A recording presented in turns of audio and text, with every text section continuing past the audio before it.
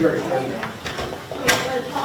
Yes, John. Everyone may be seated, may call your next witness. David Walker. David Walker. Affirm the testimony you give your share with the truth, the whole truth, and nothing but the truth. You're gonna have to sit on the witness stand and be careful of the Hey, ma'am. Thank you, Judge. Good afternoon. Good afternoon, Please say your name. David Walker, Where are you employed? AT&T. What do you do there at AT&T? My official title is custodian of records. Okay. Well, we'll start there. What do you do as custodian of records? My role there is to authenticate billing records created by AT&T for the purposes of correctly charging our customers for voice, data, or text usage on our network. And how long have you been doing that particular position? 10 years. 10 years. Okay. How long have you been with AT&T, I guess, as a whole? 40 years. Will you tell us a little bit about your educational background? So I graduated from college, from Georgia College in Milledgeville with a BBA, which is a Bachelor's of Business Administration with a focus in management. Then I left there and went to work for Southern Bell in April 1978. Is Southern Bell part of AT&T? I guess what eventually became AT&T? It became AT&T over a period of years, yes, as the company evolved and rolled into other companies. And when you started with Southern Bell, what did you do? I was a manager over the network organization, which in this case was special services. The role there was to create plans and drawings for circuits that were related to our business clients. For an example, like a hotel or a corporate office, their facilities inside the building to our central office switch, and how their services revolved around that. And what did you do after that job? So in 1986, I went to work for the wireless side of our company, which at that time was Bell South Mobility. So I spent the first 8 years of my career on the wire line, and the last 32 years in the wireless side of the industry. And what did you do that at the wireless side? So I began there creating capacity management reports and forecasts for cell sites. So part of my role was to plan for new cell sites in the market. When I first came to Atlanta, in Georgia, there was only 23 cell sites in the whole state. And by the time I left, there was over 2,000. So during that period of time, I helped engineer those last 2,000 sites. And then what did you do after that? Where did you move to after that? So as I moved out of the planning and forecasting role, I moved into Olympic project manager. So in 1996, the state of Georgia and the city of Atlanta acquired the Olympic Games, the Summer Olympic Games. So in 1995, I became the Olympic project manager, and we built 110 new cell sites to add capacity in the network for the Olympic venues that were going to be in Georgia and around Atlanta. Part of my role was to manage and develop those plans, develop those cell sites, and make sure they're implemented before the Olympic Games started. And how long did you do that? That was 2 years. And then what did you do? I left there and went to a role as an application development manager. So there we were trying to coordinate the location of all of our cell sites and all the equipment in the cell sites and manage that. So as engineers began to purchase equipment and add equipment or add antennas or add different things to sites, we had to track that. So the application development team was one that created part of that, and I helped play a role in that.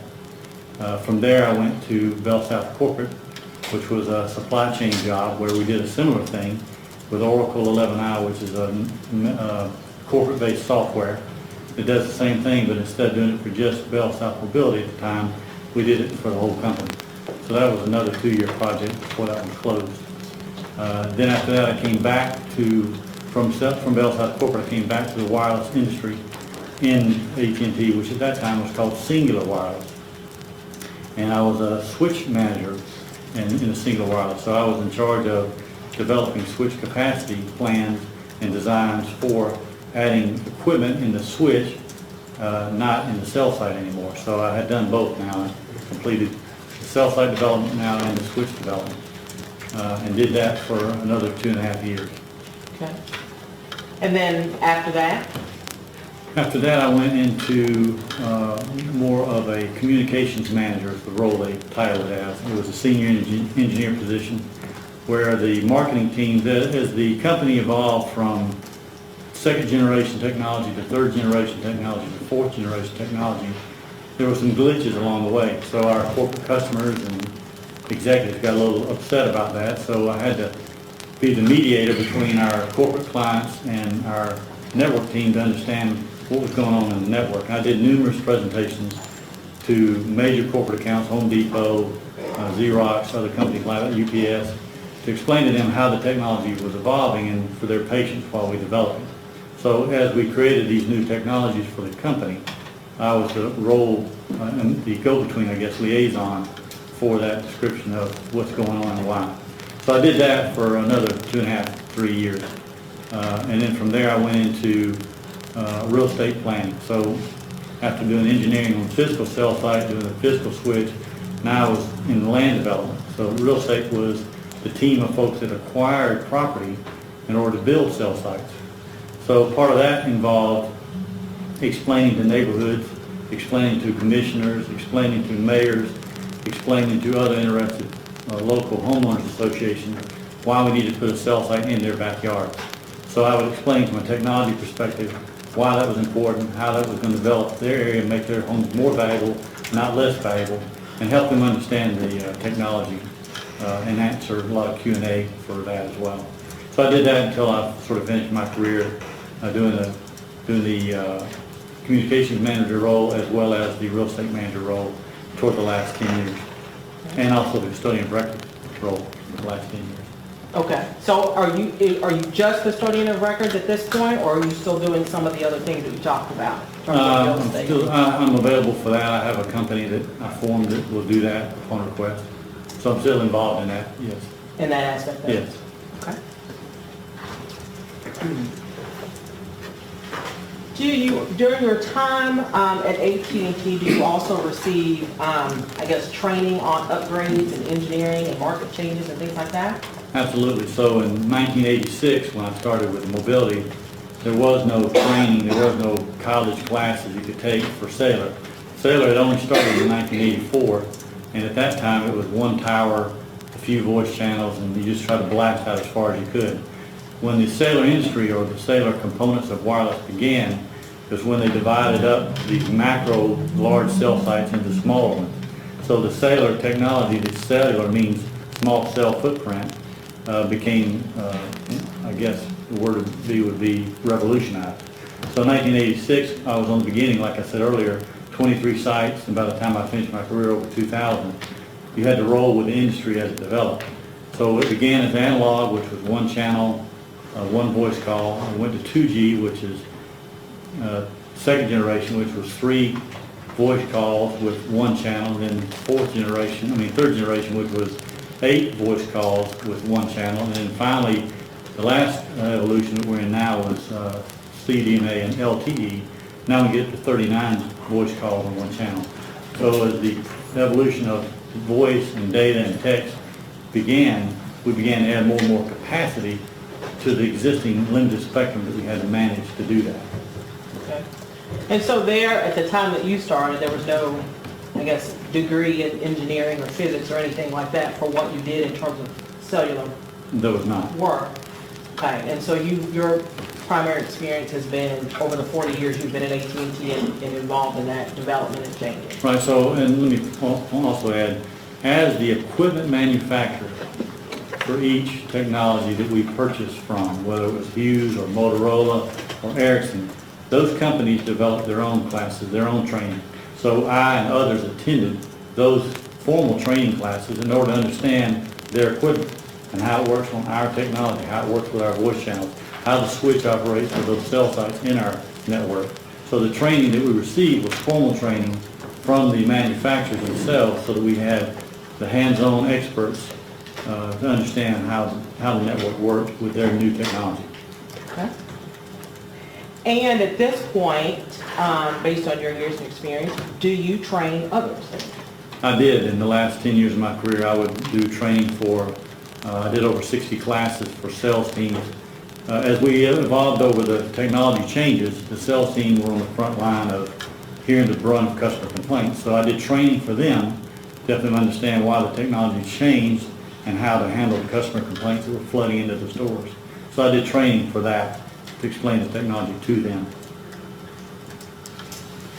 Have you testified in court before as an expert regarding AT&T operations? Yes, How many times would you say? over 60 times.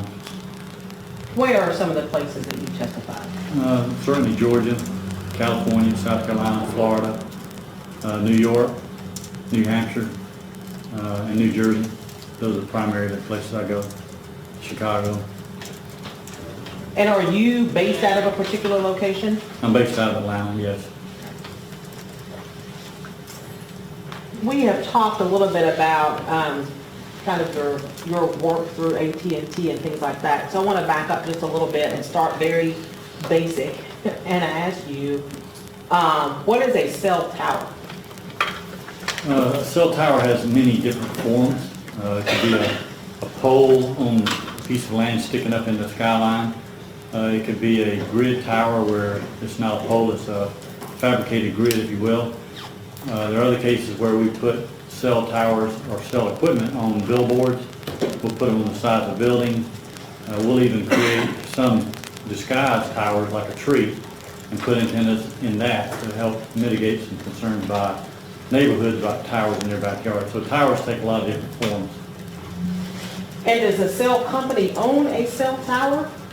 No, the cell towers now are predominantly owned by cell tower companies, like American Tower or ABC Tower Companies. We sold all of our towers to these companies around the year 2000, and then turned around and leased back those same towers on a rental basis. So it became, instead of capital investment, it became an expense. So for the company, that was the right decision at the time. Other carriers followed, and now hardly any carrier that I know of builds their own towers. They're all contracted out. So we just lease space on existing structures to put our equipment. That's kind of nuts. And is AT&T the only one that would lease equipment on a particular tower? No, all the carriers do it. Okay. I'm going to show you what I marked Commonwealth's Exhibit 38.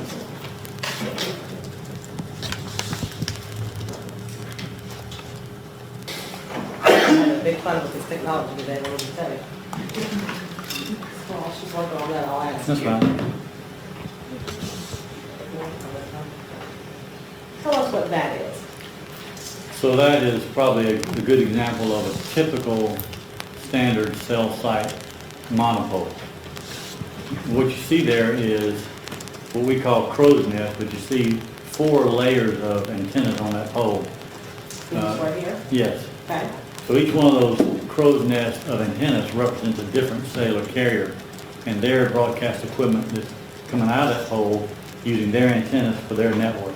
At the bottom of that pole is their equipment, their frames of channel radios and their cabinets on the ground that send signals up the wires that are on the side of that pole and out those antennas that provide coverage for their particular footprint. And so what do each of these, you call it crow's nests, do they look different depending on who the carrier is? Yeah, each carrier has their own frequency band, and each carrier may or may not use the same types of antennas to broadcast that band of frequency.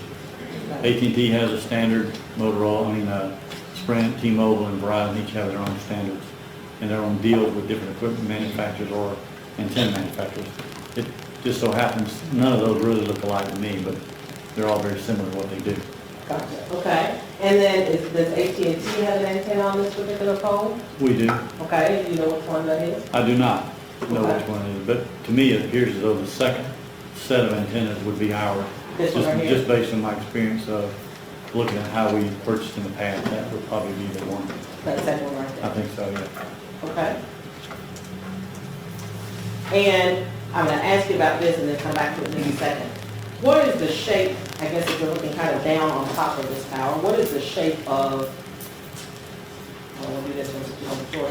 What is the shape of, I guess, that antenna situation? So I would describe it as a triangle. Okay? So the triangle is set on each crow's nest or each rack of antennas, if you will. and that triangle is pointed in a certain direction.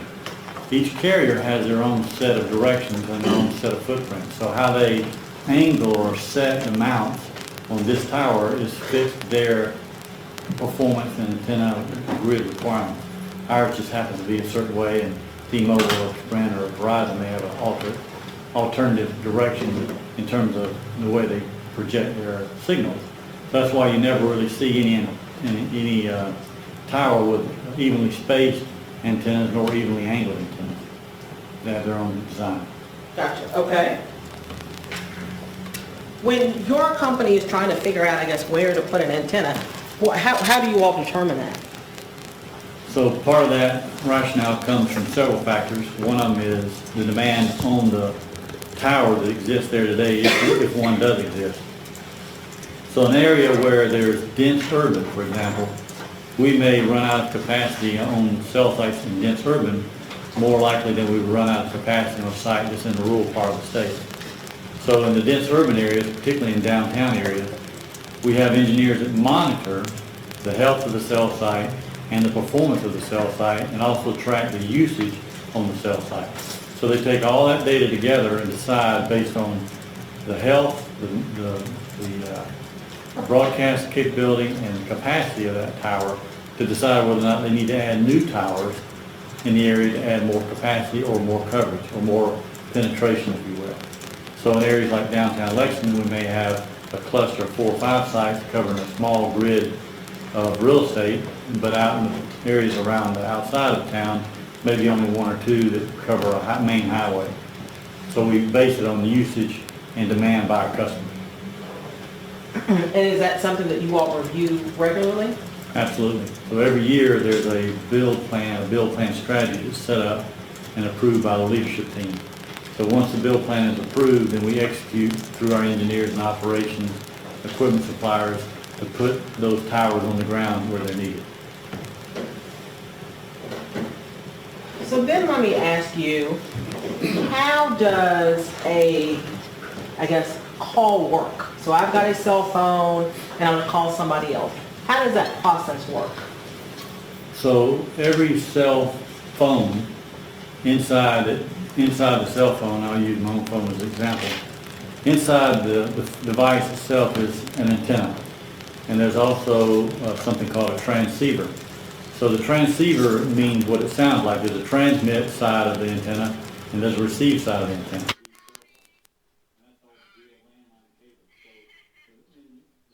So a transceiver, transmitting outgoing signals to process and receiving incoming signals from the device. So the transceiver in the tower and the transceiver in the device are constantly in communication with each other in our network. They're a few times a minute. So as we go through the network with our device, and mine's off right now, but had it been in sleep mode, even though the device is not being used, there's a ping going on in the relationship between the tower and the cell phone or the device, so that we know where in the network approximately that device is. The purpose for that is, if I was in Lexington and my phone was asleep and pinging off sites here in town, and I received a call from Georgia where I live, then the switch would know where to send the call in Lexington, as opposed to trying to send a call to California where I'm not. So the ping and the relationship between the device in a passive mode with the network in an active mode always tells me about where that device is. So we deliver calls correctly to the right cell site and find the device pretty quick. So the process for that pinging is when someone dials a number and pushes the send button, there's a measurement between the phone and the tower about which antenna or what side of the tower the device is on, and whether or not there's a quality signal enough to set up that call. If the signal quality is too poor, we'll just reject the call. And that may be because the person is behind the building or maybe too far away from the tower. There are a lot of other reasons why the phone might not connect, but those are 2 primary ones,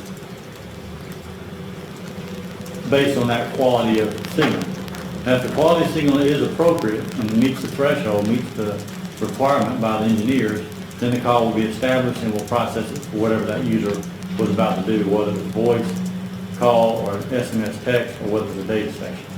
So those are 3 things that the device would do that we would try to measure and then execute for that customer in our network. So the authentication process happens to say he's an AT&T subscriber. The quality process happens, which measures thresholds, and then the execution of the call happens once all that is met. Okay. And does that, like, how quickly does that happen? It's in nanoseconds.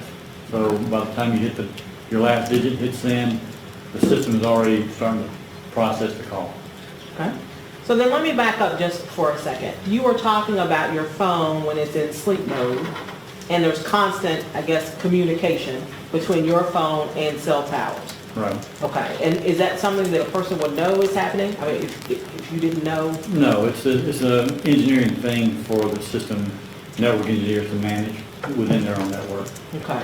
And so there's constant communication between your phone and cell towers or cell antennas, so that if you're wanting to call or text or whatever, then the system would know where your phone is. Yes. And could connect it as opposed to trying to track you down all over town and country. Yes. Okay.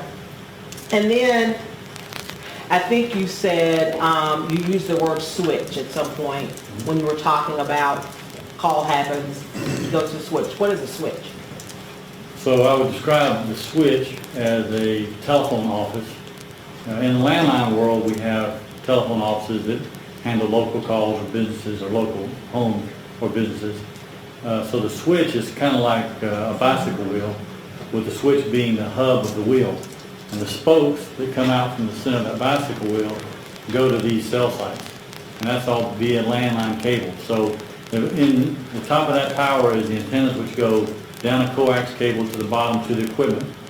And then equipment says where's the nearest telephone office, so it connects to the nearest telephone office and then sends that messaging back to the switch, which is the technology, the wireless switch, the wireless telephone switch that we own. And that's where we process the calls for voice, data, or text. So when I say switch, it's kind of like a supercomputer. It handles calls coming in and calls going out, processing photos or audio files or YouTube videos or social media, whatever you desire to do. That switch is handling all that activity and managing how that activity translates through our network and where it goes. And so is that switch the one that's also, so if I'm making a call or receiving a call, all of that goes into that switch. That switch figures out the signal and figures out where you are and everything like that, and then shoots all that information back out. That's correct. And let me also say all that information is recorded by AT&T for the purposes of billing, which is the other half of the job I do for the custodian of record.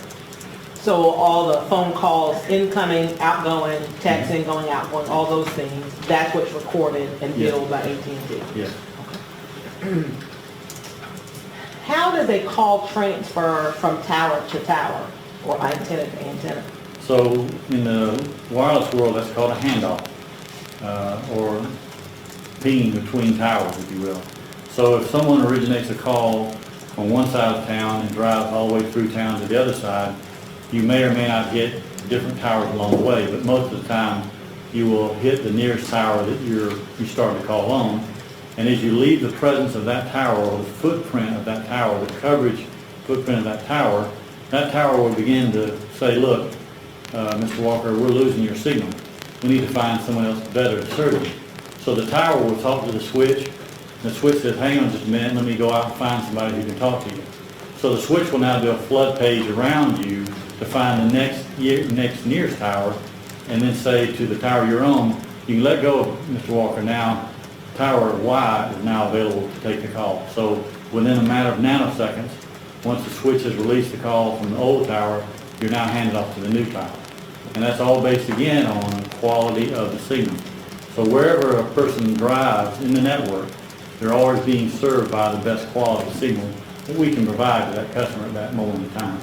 And they'll ping from one tower to the next as they move through the network, and that process will be repeated over and over again until they end the call. And what is generally the tower with the best signal? Usually the closest tower. The closest tower to where you are? Yes. Is generally the one with the best or strongest signal? Yes.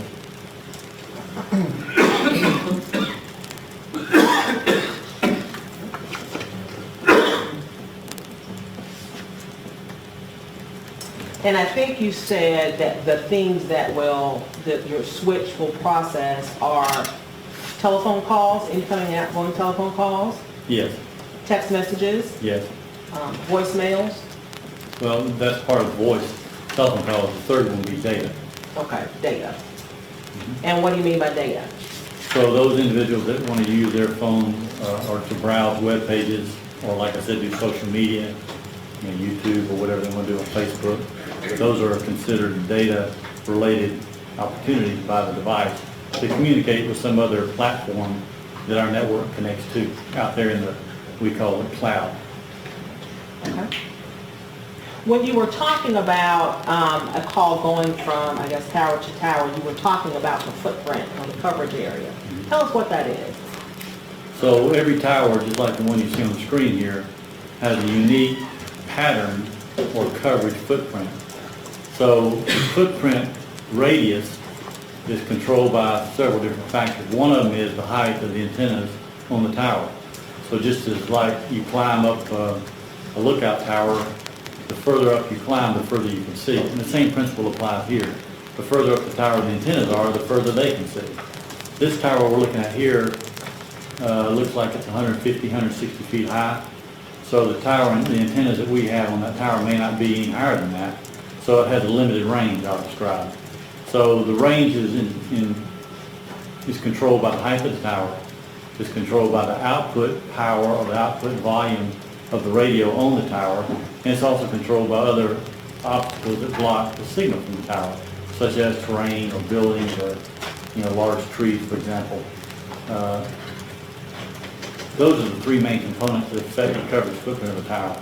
So as engineers put towers in the network, they determine what coverage footprint they want to have before they put the tower on the ground. And then the real estate managers like myself would go out and try to find locations that fit within the grid of the tower that needs to be in, so that the coverage footprint accomplishes the goal of what it was set out to do in the coverage. Then it also adds an advantage to in-building penetration and also to capacity. So capacity, penetration, and coverage footprint are improved by putting a new tower into an existing mature macro network, for example. So those are the factors we use to determine where they go. But each footprint of the tower is unique based on the height, the power, and the terrain around the tower. Okay. And so each tower doesn't have the same footprint or coverage area Right. per tower. Not exactly. Okay. Do coverage areas overlap between, so if you have a tower here and a tower here, do coverage areas overlap? Yes, they do. So it's important to make overlapping coverage so that we have continuity of calls. So if someone travels a road between two towers and then goes on to the next tower and the next and the next, the overlap helps prevent drop calls. So the overlap is minimized by whatever the engineer decides it to be at the location that they are in the territory or the market that they're in. But typically, it's a very limited coverage overlap. So that, again, there's no loss of signal, no loss of coverage footprint as you travel through our network.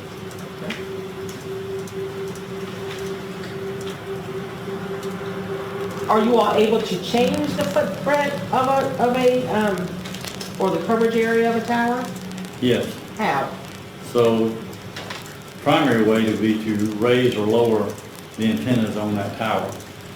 We could also down tilt the antennas on that tower. So both the antennas are pretty much vertical on the antenna, shooting out in a vertical, straight line direction, covering a beam width of 120 degrees. But if I wanted to minimize the view of that antenna on the horizon, we can add brackets that down tilt the top of the antenna toward the ground. And now the antenna pattern is more directed toward a lower spot on the earth, and the footprint is shrunk by doing that. We could also turn the power down on the broadcast signal of that side of the tower to reduce the footprint that way.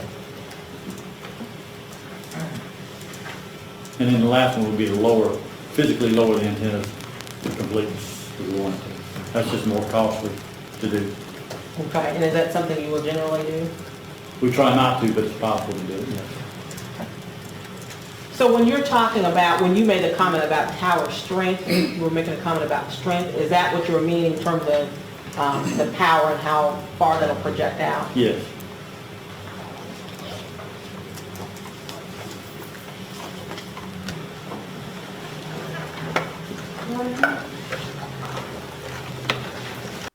Their areas as being better or similar to ours by knowing exactly where we have towers and exactly what our coverage footprints are. So if they're left to their own devices and they have to engineer their own networks, make their own judgments, and therefore market whatever they can with what they've got. Okay. So it's proprietary based on competitive concerns. Okay. Then in terms of a footprint, and I'm trying to figure out how the best way to kind of ask you this, I'm going to show you.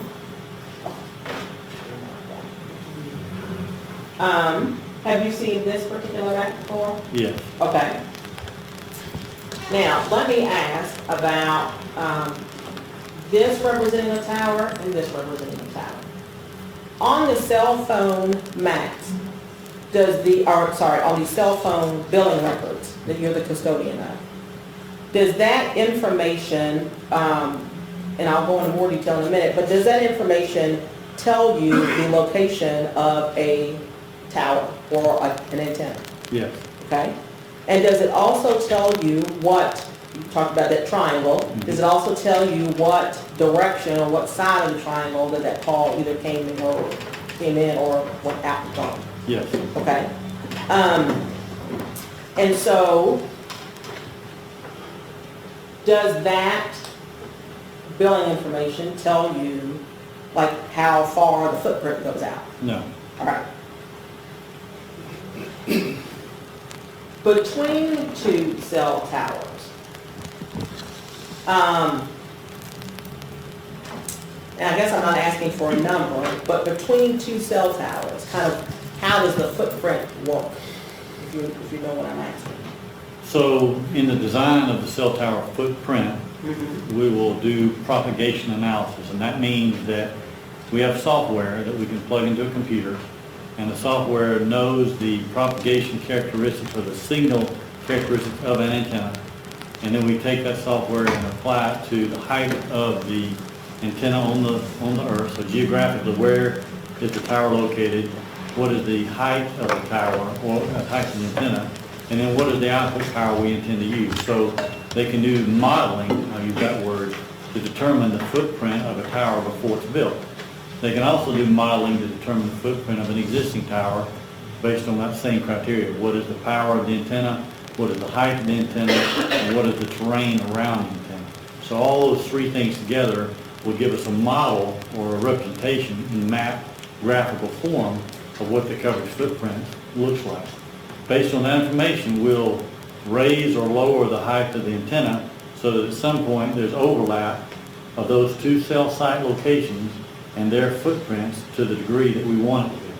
And once we've determined that overlap, then we'll say, go build this tower at this height with these antennas and turn the power up to this volume so that it can broadcast and cover this footprint. Okay.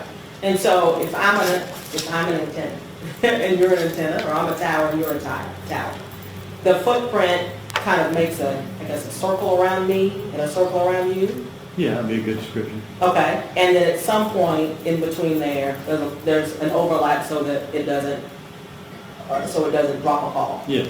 Okay. Is the footprint or the coverage area just to me and you? Just to me and the neighboring tower?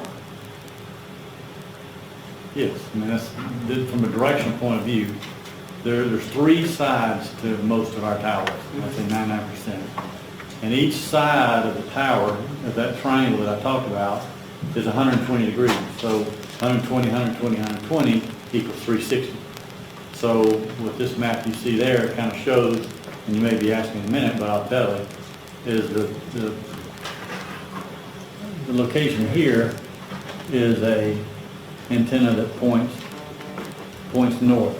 So there's 120 degree coverage right there from this antenna, pointing, in this case, pointing north.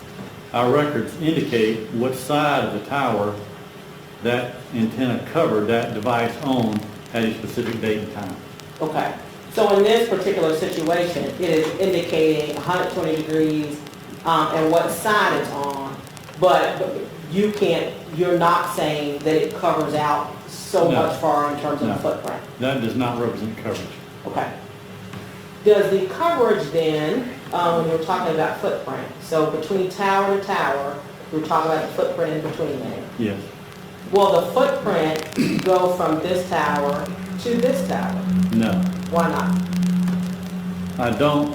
The network engineers don't want to have leapfrogging of signals between towers that they're not next to. So if we had a situation where what you described was happening, where the tower on the far left of this chart was a neighbor to the tower on the far right of the chart, and it would skip the tower in the middle, that would cause problems with handoffs and possibly create drop calls. So we limit the cell site names around an existing cell site. We call those neighbor cell sites. So the neighbor cell sites around every cell site in our network knows what's on the list and knows where to hand off based on who's on the list. If you're not on the list, the attempt won't be made, and coverage, a handoff can't happen because there's no information in the tower to tell it where to go, since it doesn't have it on the list. Okay, so then going back to this one just as demonstrative, in these situations, so if these, say for example, were neighboring towers and a person is moving through that network, it would go from here to here to here to here. Yeah. Okay, and not go from here to here to here. Not on the handoff, no. Okay. In terms of the footprint, let me back up. What happens if there is too much overlap in a footprint?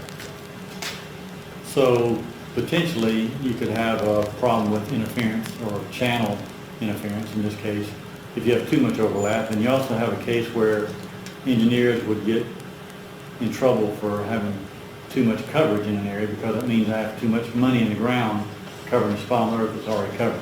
So engineers are measured by the quality of the network based on the money they have to manage it. So the engineers are very frugal about putting towers on the earth where they're needed only and not where they're not needed. And that same thing applies to overlapping. I'll only build the towers to where they overlap at the limited capacity they can, so that I stretch the network over a broader area with fewer towers. Okay. And then when you said sometimes when there's too much overlap, there's interference. So what do you mean by interference? Like hearing on the call? Yeah, you would hear another call potentially. The FCC gives each cellular carrier a number of channels, and we manage those channels in a spectrum. So there are different spectrums that we use, like FM band is a spectrum, AM band is a spectrum. We use a version of FM band spectrum in our technology. So these bands are regulated by the government. So we manage those frequencies very tightly so they don't interfere with each other and our cellular friends and other companies. So the same thing applies within our own network, having channels of one tower not being in the same channel range of another tower. So we separate channels distinctively in our network, so there is no next to channel band interference. Channel 1 could interfere with channel 2, so we skip a couple of channels and go from channel 1 to channel 4, and to channel 8, like that throughout the network. So there's no potential interference. Okay, and all of that is managed by your footprint and coverage and things like Yeah. that? Okay. Is the footprint generally smaller when you have cell towers close together versus towers that are further apart? Yes. Okay, and why is that? So in a downtown urban environment where I have a lot of customers, one tower can't serve all those customers because we don't have enough frequencies to one tower to broadcast to cover all of them, which is why we have multiple cell towers on the University of Kentucky. As an example, the students there use data quite a bit and a lot of text. So we have as many towers on the campus as they'll virtually allow. And they're on rooftops in some cases, some towers, some cases they're in building, which means we put cell sites in buildings just to cover students in a building, for example, like a dorm or some other location on campus, or in other cases around the United States, we put them in other places. It's to manage the capacity. So the number one issue that we face in the network today is capacity. The demand for data is skyrocketing exponentially as new technologies evolve for services by other companies like Google or Amazon or Facebook, and demand our network stresses for capacity. So we add more towers to add more channels where we need that capacity in the dense urban areas of a market. Okay. So then in a dense urban area, what could generally be the footprint of a tower? It could range from several hundred yards to a mile in a downtown urban environment. But mostly it's probably less than a mile, I'd say even half mile in what this map represents here, Okay. or less. And then what about kind of an outlying area, like neighborhoods kind of like this? So in those areas that you were just showing there on the screen, it would probably be anywhere from 2 to 3 miles Okay, in a radius. in a radius, Mhm. all right. And then what about in rural areas? More rural could be anywhere from 5 to 7 miles in a radius. Okay. And is that in areas where there's less houses and Yeah. more space of land and things like that? Yes. If AT&T, on a particular tower, if AT&T, if a tower has a problem, how is AT&T not notified? So all of the cell towers in our network are monitored, and the monitoring is, we call it alarming of our network. So there are components within the cell site that are alarmed or monitored. That would include things like the power, because all the cell sites have, or most of the cell sites rather have environmental conditions of air conditioning or heating as needed by the conditions outside environmentally. So that's alarmed. The telco facilities between the cell tower and the serving mobile switch is monitored. The antennas themselves are monitored for their performance and alarmed if there's some kind of failure. So there's a lot of components, key components, that are monitored in real time by a team of folks in a location where they see the whole United States, basically. So as alarms go off for any of the reasons I mentioned, then teams are dispatched to try to fix those conditions to repair as soon as we can. Okay. And if there's a power situation, how is that handled? So most cell sites today, in fact all cell sites, have batteries within their framework. So if there's a power outage of some kind, the batteries take over immediately. If the batteries fail over the course of 4 hours or 8 hours, most cell sites also have generators. So there's redundancy in the power so that the generator will kick on and last for several days until we can get some issue restored to fix the power from the power company that's local to the market. And then if there is an issue with the tower, is that information that anybody can get? No, that's internal usage only within the company. Okay.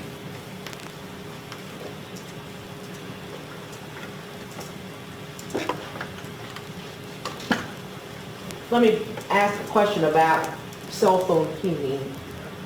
You were talking about when your phone is in sleep mode, there's still kind of that constant contact between the phone and the tower. Yes.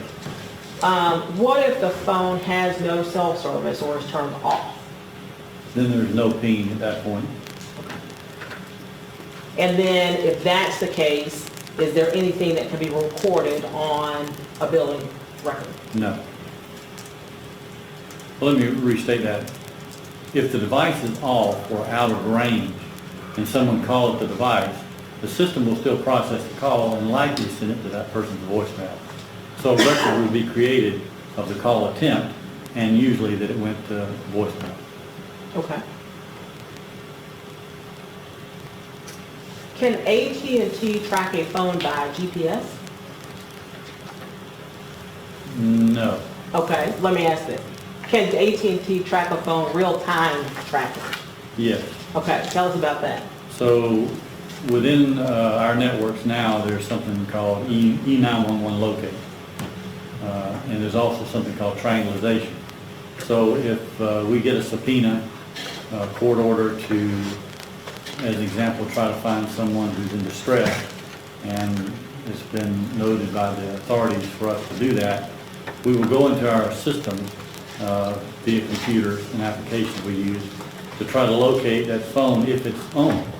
If it's owned, then our towers will pick up the last ping that we talked about earlier of its availability, and we can triangulate based on towers that serve the area, approximately where that device is, and direct authorities to that location as best we can.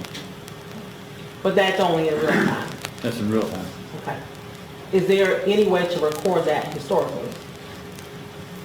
To track, to put that on a statement or anything like that and go back and figure that out? I'm sure there's some document that AT&T provides back to the authorities that we did that and what we found, but there's no historical information that's shared outside the company or the local authority. Okay.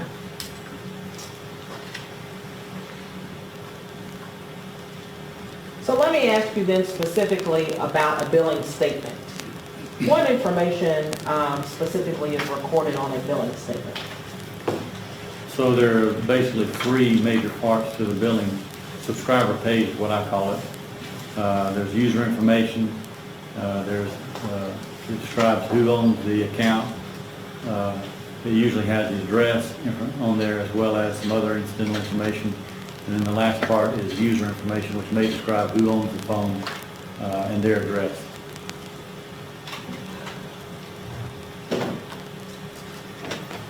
I'm going to show you Commonwealth's Exhibit 40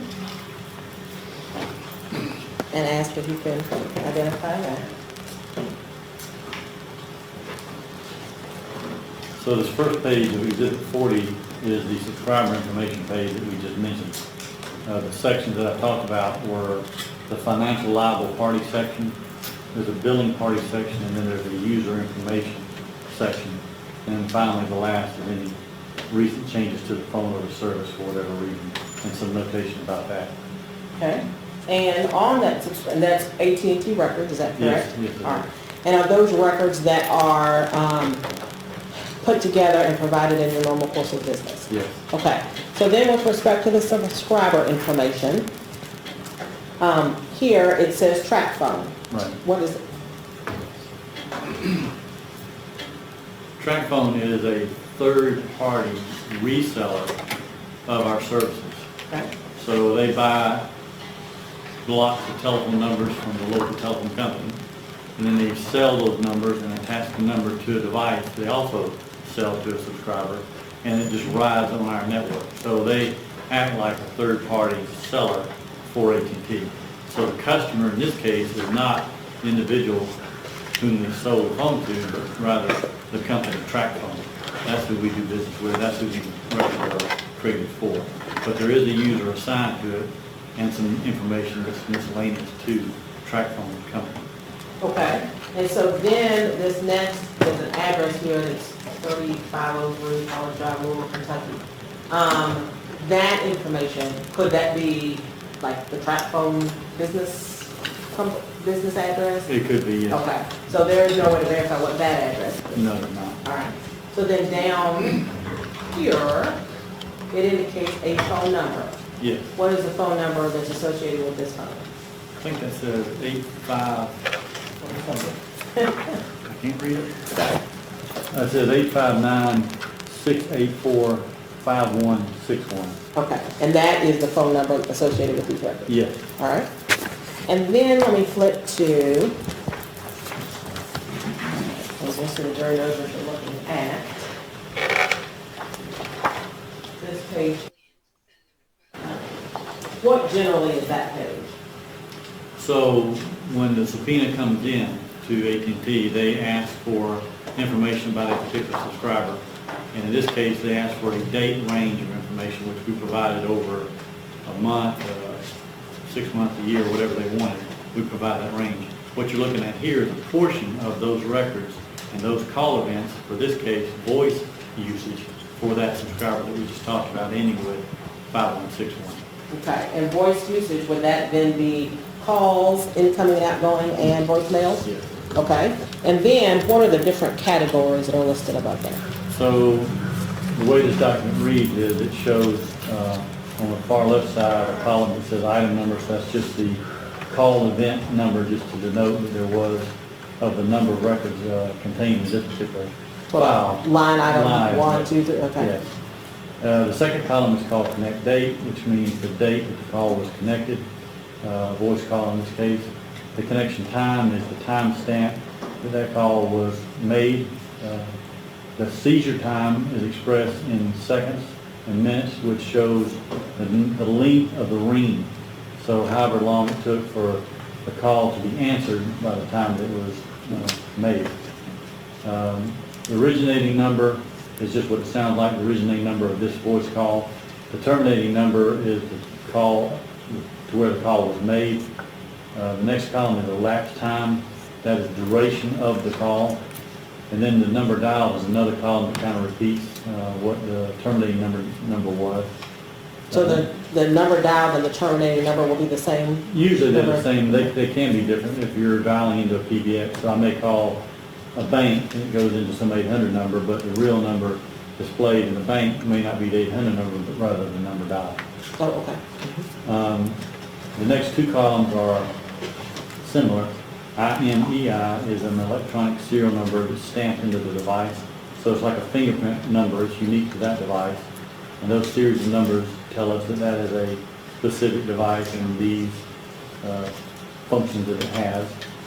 The IMSI is the serial number that's stamped onto the SIM chip.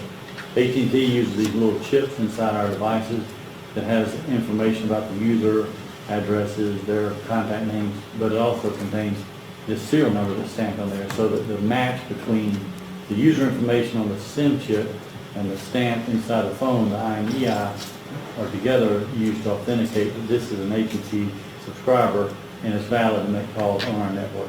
Okay. The next column is description, which tells the type of call, whether it was mobile to mobile, mobile to LAN, LAN to mobile, and then the last column is cell location. And it contains several pieces of information which include the switch location, which tells it geographically in the United States where the switch is assigned, so it's got a unique number. And then the last sets of numbers are the latitude and longitude, as well as information that we talked about earlier, which is the azimuth or direction of the antenna being at 120, 240, or 360, whatever. 120, 240, or 360. Whatever the direction of the antenna is pointed. So that's usually contained there as well. And in that triangle, when we're talking about what direction the call came from, so if there's a triangle and the call came on, I guess, kind of this direction, does that generally mean that the strongest signal location is coming from this area? Yes, it does. And then these records were pulled,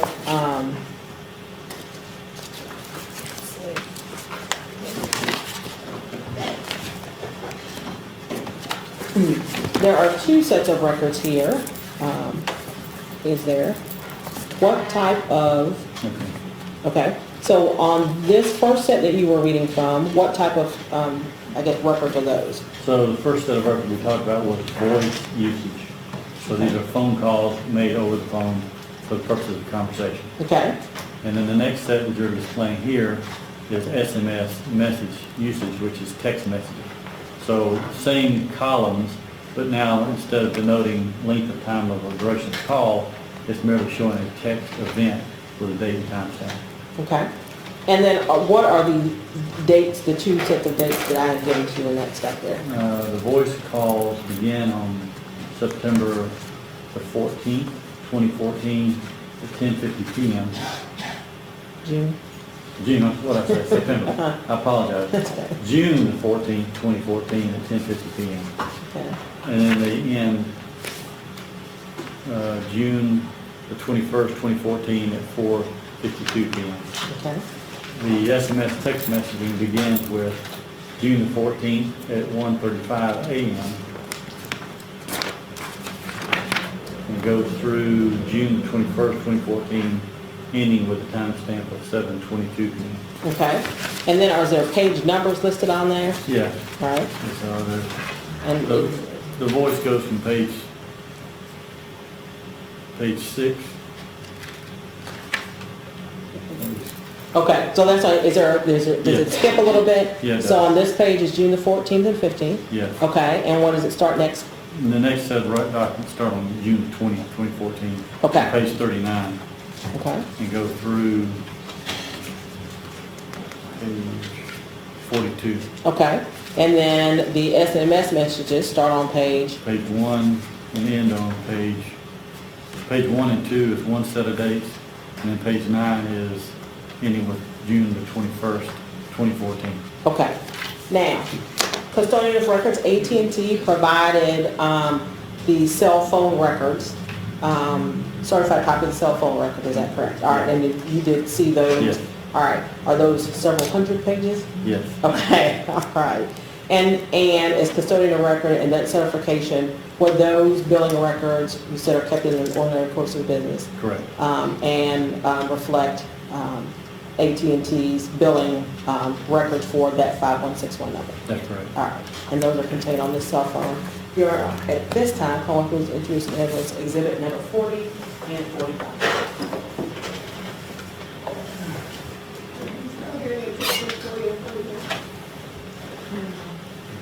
Almost 40 and 40 times a day.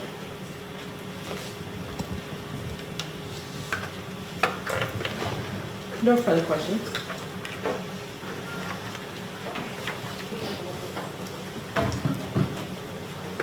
Good afternoon, Mr. Walker. Good afternoon. Antennas, FM, we're talking about radio technology, right? Yes, So down here, we have WUKY, our local NPR station. okay, I can get it in my car if I'm within the coverage area of their transmitting antennas. that's correct. Some days I get it in Grant Town. Mhm. Some days I can't get it downtown. Just depends on the conditions, right? I can't speak for that station, but they could be affected by different things, yes. Okay. And this isn't the first time we've spoken, right? No, I think we spoke in April at the hearing. And we had talked about situations where the network is adapting to the needs of the area. I think we talked about a football stadium.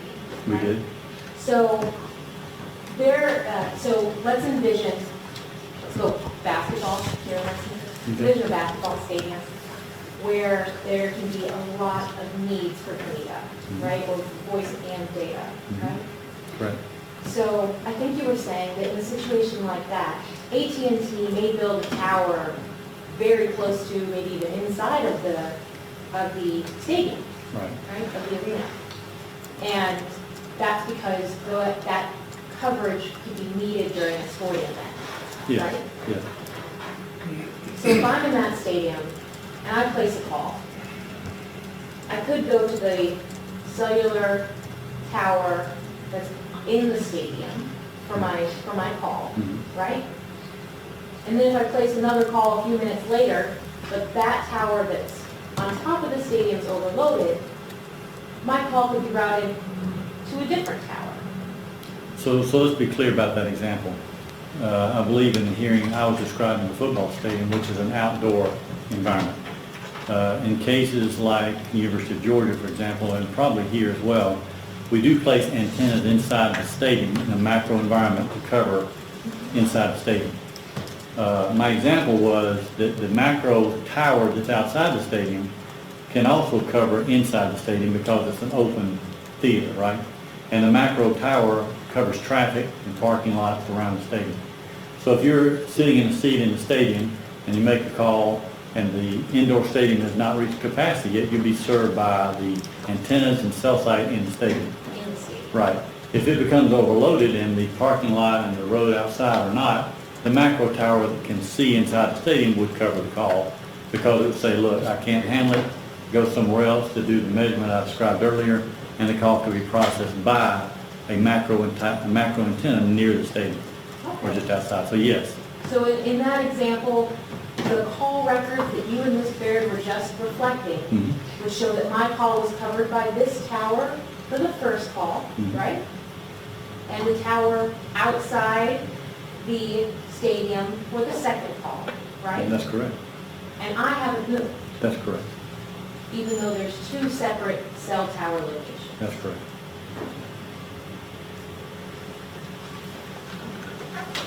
The footprint of those towers, the coverage area we've been discussing, that's something AT&T knows, right? They do. And that information was not provided to you. No. or anyone involved in this case? No. So I think we had that map with, so the map that shows pie pieces and things like that. Those are estimations, extrapolations? No, the pies on that map you look at only represent the 120-degree angle of the direction of that antenna. It does not indicate coverage, which is what I said. And, but that coverage of each tower is known, right? Yes, We just don't know what it is. that's correct.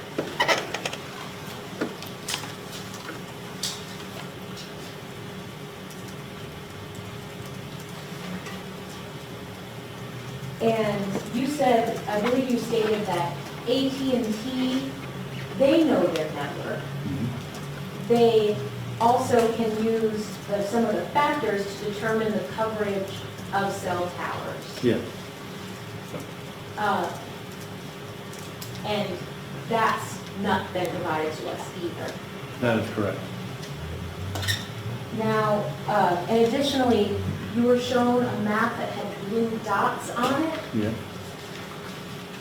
That is not a document from AT&T, right? it is not produced by AT&T, that's correct.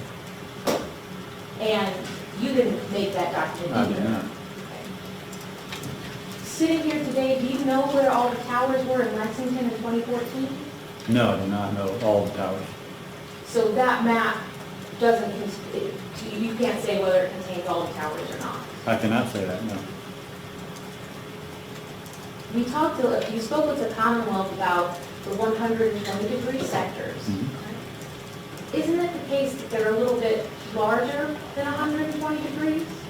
Yes, in fact, the coverage overlap is also between each sector. So as you do have the pie, if you do it in 3 equal sections, at the edges of where the pie is cut, there'd actually be coverage across either side of that line to mitigate any potential drop calls, because in the world of signals, you can't draw a straight line in space, so it's fragmented, so we try to manage that the best we can. So there is overlap between sides of a tower, yes.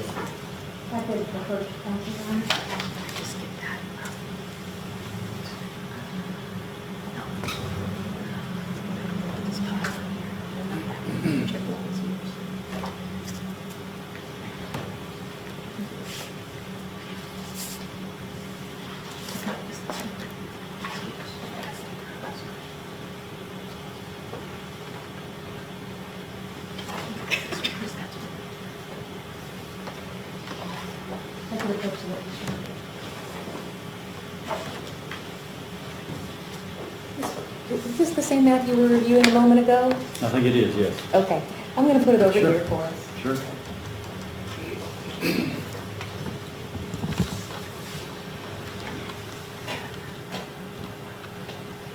So, if I was understanding you right, what's shown here as a straight line is not a straight line.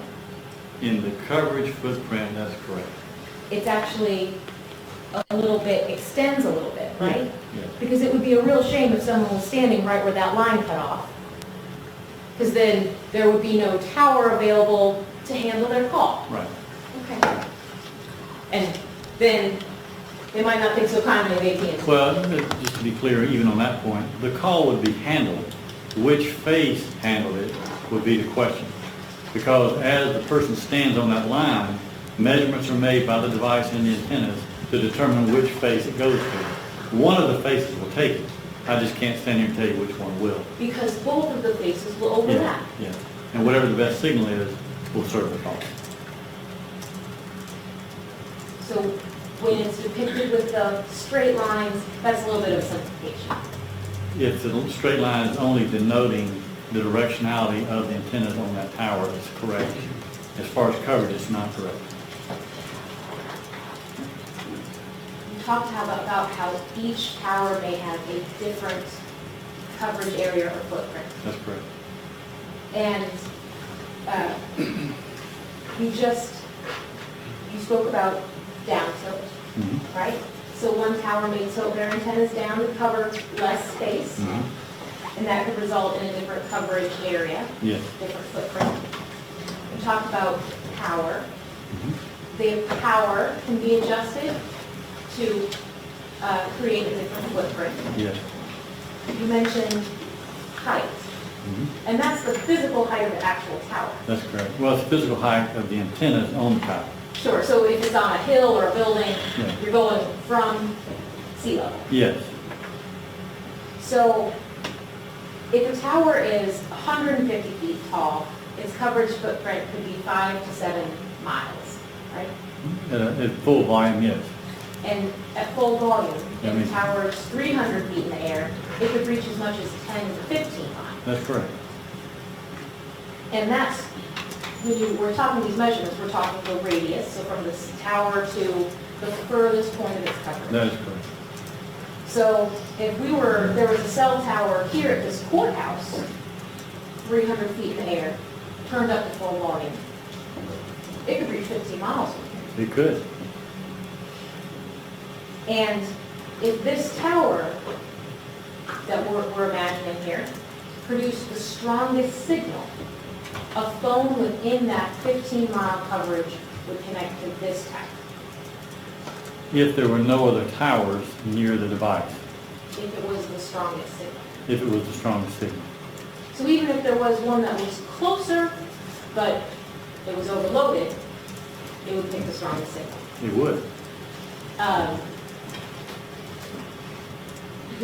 AT&T's network is designed to have overlap between towers because you want to be able to place, you want the customers to be able to place calls. Correct.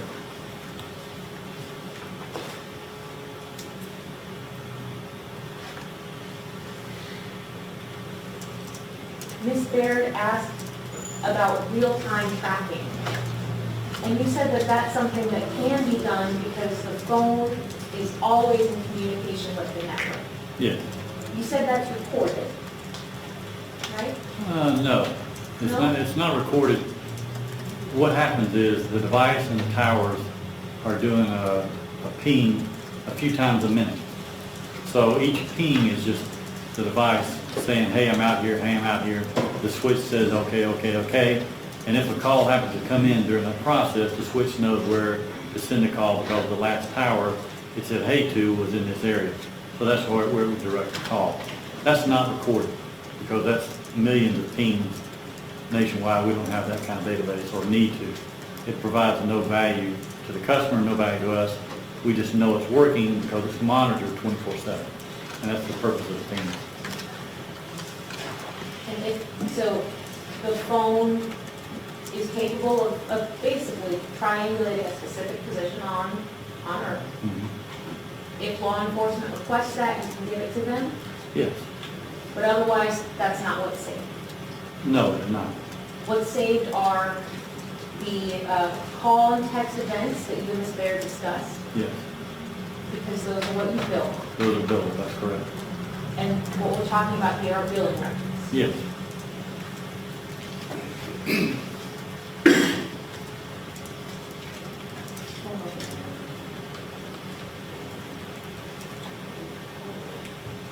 You mentioned switches. Mhm. Do you know how many switches there are here in Lexington? I know there's at least one. Okay. Bigger cities, More switches. more switches. Yeah. So most of the calls here in Lexington will be handled by the switch here in Lexington. That's correct. That's recorded on those records, Yes. as well as the longitude and latitude of the tower that serviced the call. Yes. What's recorded is what actually serviced the call, right? Yes. So if the phone attempted to connect to a different tower, that's not recorded, right? I don't know how that could happen. I don't think I understand your question. Oh, if there was a tower Yes. that was overloaded, Overload, okay. or Where was down for, you talked about the generators and how you try not to have towers Right, down. right. But if a tower was down, and a phone attempted to connect to that tower, Yes. maybe because it was closest, but it didn't connect, that's not recorded in the records. It is not recorded in the billing records. It is recorded by us in terms of a failed originating attempt on that cell site. So as engineers look at failures in the network, one of the main things they do look at is this cell site was ping, ping, ping, ping, and didn't take any calls. So there must be a problem. So it could be translations, could be power, could be telco, could be weather, could be anything. So they're sensitive to that. I think what you're trying to say is, and tell me if I'm wrong, is if a call originates on the nearest tower and that tower rejects it, a measurement goes out from the device to any other tower in the area that can see it and meet those qualifications for a call. If any of the other towers in the area, doesn't matter where it is, meets that qualification, then the call will set up. So those failed connection attempts are recorded, By the engineers for performance data, engineering data, yes. and we don't have that. That's not requested. Okay. Not available now. It's Yeah, it's engineering not. data. It's engineering data. Yes, You want to stay ahead of the competition, that's correct. so you don't turn it over I wouldn't to, share that with our fellow competitors. or us. All right. So what is recorded is the tower that serves the call, That is correct. that could see the phone at the time, That's correct. that met your specifications. Yes. Thank you.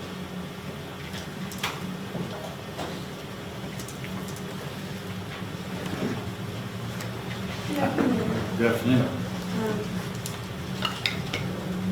Okay, so depending on what the cell site looks like, whether it's on the roof, in the building, how tall it is,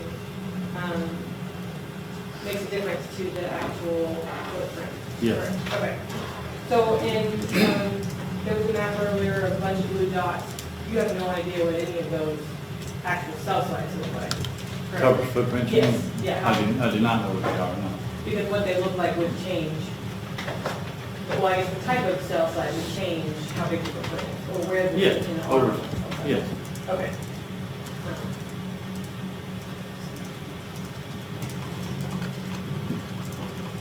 Okay, so, we talked to Ms. Baird about what these records mean, correct? Yes. And if there is a call where there are two different cell sites, that means that it switched towers Yes, within the call? it did. correct? Okay, A handoff occurred. Okay, from From one tower to the next. That's correct. But the call wasn't dropped, it continued. That's correct. Okay.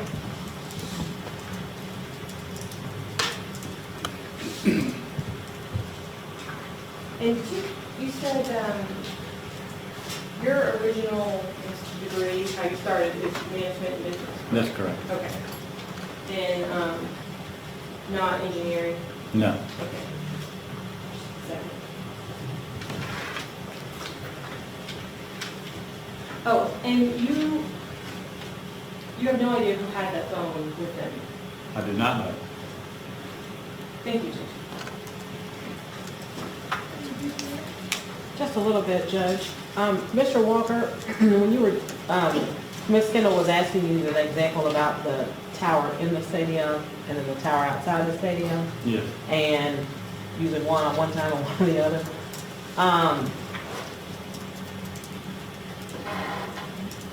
Is that a situation, or I guess explain a situation when that would happen? Is that when a tower would be overloaded? It would go from one side to the other, from one tower to the other? Within the example, it would do that because of an overloaded condition, yes. Okay, and is that because in the middle of a football game, the screaming fans in here, and everybody's using the same cell Yeah, tower? yeah, Okay. so it can't handle any more attempts on it. So therefore, if there's an available channel outside of the macro tower, and it has the threshold specifications met by the device, it'll connect on the macro tower. Okay. Could that situation be a little different if it was 1:30 in the morning or 3 o'clock in the morning? In terms of overloading the tower? Oh, and if it's that early in the morning, it's hardly anybody in the stadium, you wouldn't attempt the macro at all, you'd stay inside the stadium cell site coverage. Okay. And then would that be similar to a tower outside in the urban area? Yes. She was also asking you a hypothetical with respect to a tower that was, I think, 300 feet high on the highest possible signal strength and reaching about, I think you all said 15 miles away? 10 to 15 miles. 10 to 15 miles away? Okay. And is there a qualification to that? Like no other cell towers around? So if there was a single tower in downtown Lexington, and it was 300 feet high and was at full power, it would cover 10 to 15 miles, as I said. If there was a nearer tower to the device would have to measure which was the best server. If the tower downtown was still the best server and all the conditions were fine, the macro tower downtown would take the call. The nearest tower to it would not, because its power was not equal to the one downtown. But engineers don't design that way. They design so that the footprint of the tower is tightly controlled and the service under the footprint of the tower is tightly met, and that the next nearest tower is the only other place that call can go. Other towers that are on a chain between two particular points on the same line. If there was leapfrogging, that would cause all kind of problems in the network. So like I said, that's tightly managed by the engineers. Okay, so in an area, I think you call it an urban area, where there's more people, there tends to be more cell towers. Right. Okay, and so the coverage area would be smaller. Very small. And then I think you were asked about the real-time pinging. Mm-hmm. Okay, and you mentioned E911. What are some of the scenarios in which law enforcement would use this real-time tracking? If there was a situation where there was a kidnapping or a missing person, for example, or someone that was in distress of some kind and the police were notified, they would request a cellular carrier to investigate their system and try to find or locate that phone based on the number provided. If the phone was on, then they can come within a few meters of about where that device is located based on the triangulation of the signal from the phone and the pinging of the phone back to several towers in the area if they exist. And again, find a spot on the earth that's very close to where the individual and the device may be. Okay, and so those are situations where law enforcement has an active situation or suspect or Yes. person that they're looking for, Yes. that you can actively be tracking that phone. Yes, in real time. Okay, in real time. And then you were asked about, I guess, the system processing a call on the first try. Is there a percentage that AT&T tries to maintain to process a call on first try? So system standards for service are at 98% of coverage opportunity. So I'll use the word call attempts, 98% successful. So only 2 calls out of 100 calls are considered tolerable by our performance standards in the company. So if only 2 calls fail out of 100 on a single cell site, and you have all the cell sites to that standard, then you might say that the system itself is at 98% success of call attempts on it. If a particular cell site was failing that threshold, active measures would be taken to engineer a better opportunity for that cell site to cover more effectively than dropping 2% of all the calls that attempted on that particular phase or that particular cell site.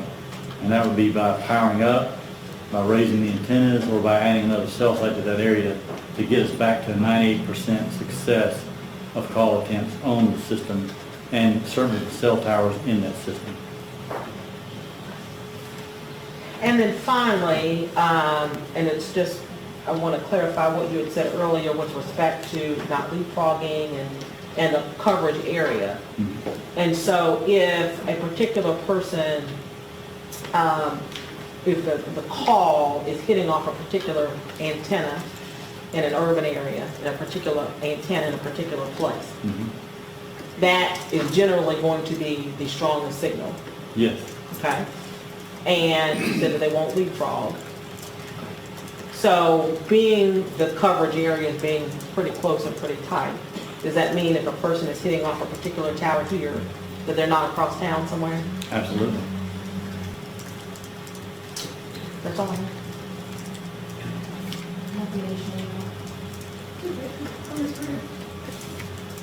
Okay, could you leave it after, Just remain in the hall for just a little bit.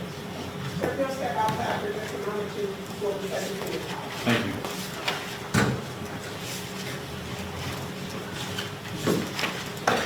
You'll be okay, right, or Mr.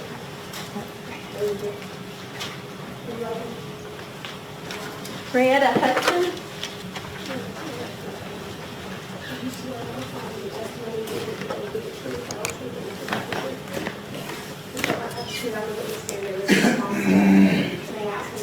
Thank you, Judge.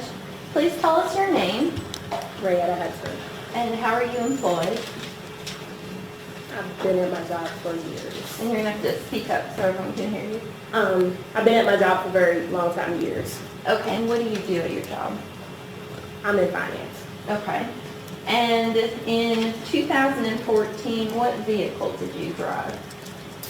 Chevy Malibu, What color was it? silver. Okay. And who owned that car? Me and my co-signer, And who was your my co-signer? father. Okay, did your father drive the car? No, Why is that? it was primarily my vehicle. He was just a Okay. co-signer. Okay, and I want to show you what I've marked as Commonwealth Exhibits 41, 42, and 43.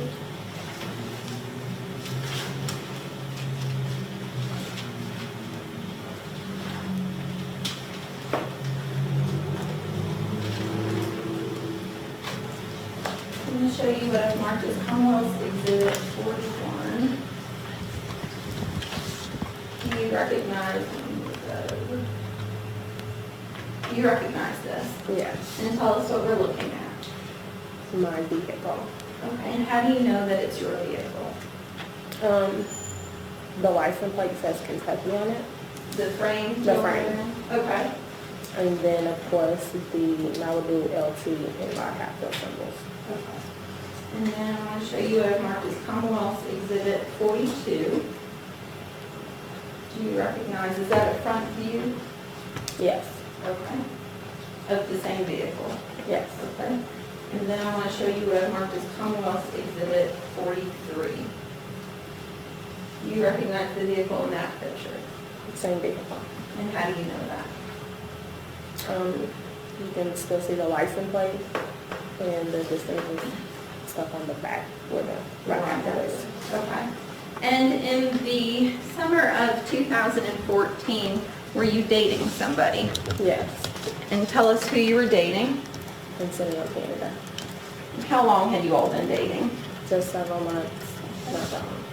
And would you allow him to use your car? Yes, And tell us how often? just as much as I drove it, just whenever he needed it. Whenever he needed it? Okay. And would he use your car in the evening? Yes, And how do you know that? it wasn't at my house. It wasn't at your house, okay. And do you know Dewan Lawson? Yes, And tell us how you know Dewan. he's married to Quincenio's aunt. And would you see Quincinio and Dewan together? Yes, Have you ever seen Dewan driving your car? yes, And tell us why that stands out to you. because I gave permission for Quincenio to drive my car and I've seen Dewan driving it. Okay, and when you saw Dewan driving the car, was Quincinio also in the car? Yes, And where was he in the car? passenger seat, The front, was it the front or back? the front. Front, okay. Those are all of the questions I have, thank you. You're welcome.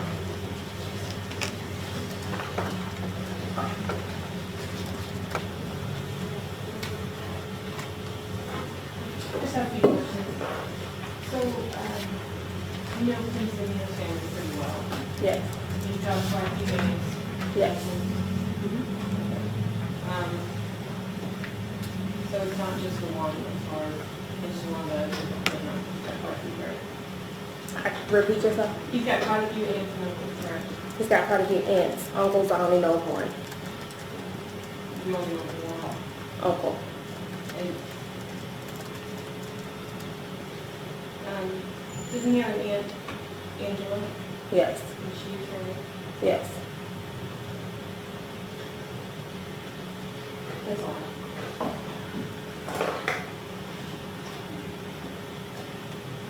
In 2014, you lived at 493 Dominican Drive in Lexington.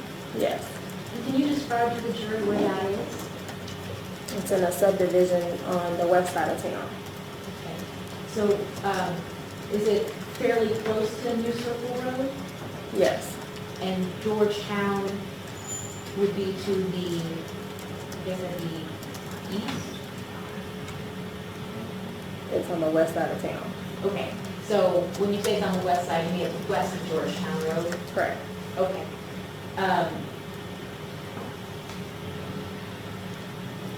And you mentioned that you were considering were dating at that time? Yes.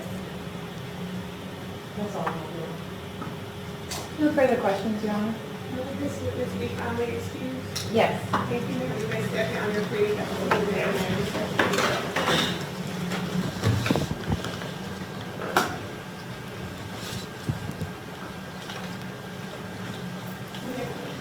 David Richardson?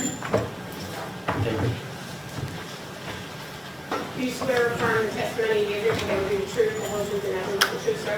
Yes, ma'am. Sir, I don't see it on you. Thank you. Please state your name. David Richardson, Where are you employed? with the Lexington Division of Police. How long have you been with the police department? I've been with them for 17 and a half years. Where are you currently assigned? I'm currently a lieutenant on patrol. What do you do in that unit?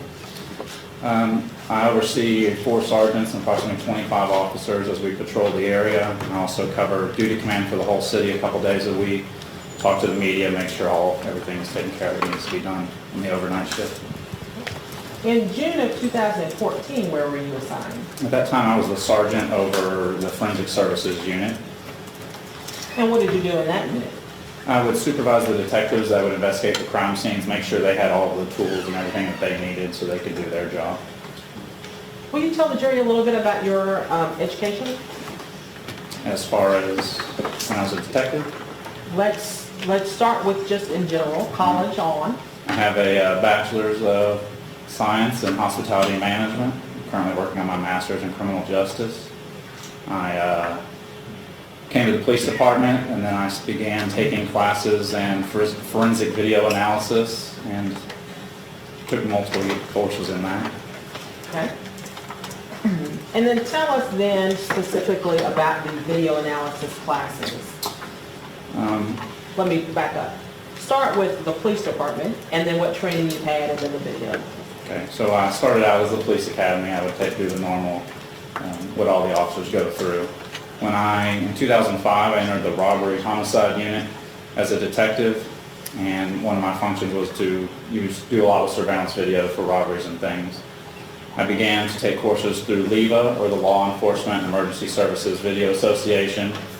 I took about 180 hours of training in understanding DVRs, the process that they're going through, and using that data that we retrieved from that. I then went on and took, when I was a sergeant over crime scene, I took some crime scene courses. And then I also took courses on managing computer forensics because that was another unit that I oversaw. And I've also been to training with the FBI cellular analysis survey team. Okay. And in that capacity and that training, have you become familiar with how, I guess, videos work, things like that? I have. And then also, have you become familiar with cell phones, how they work, and how to read cell phone records? Yes, ma'am. So for when I was in robbery homicide, we started obtaining records for cases that we were working, and we had to learn how to analyze those records. And then also, based on your training experience and your work at the police department, do you get called upon to look at and analyze video evidence? I do. And you also get called upon to look at and analyze cell phone records? I do, just because of the amount of years that I've been doing it. And based on that, do you also sometimes produce maps? I do. Of cell phone coverage and towers and things like that? Of the maps of the records of the towers that we use at a particular time.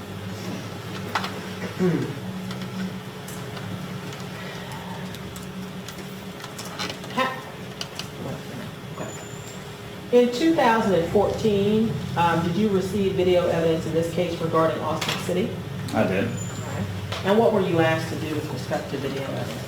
Well, one of the things was just make it so the detectives and investigators could play the video so that they could watch it and look at things, and I was asked to watch it also. Are you familiar with the Wood Hill area, I am. and specifically the Austin City area? Yes, ma'am.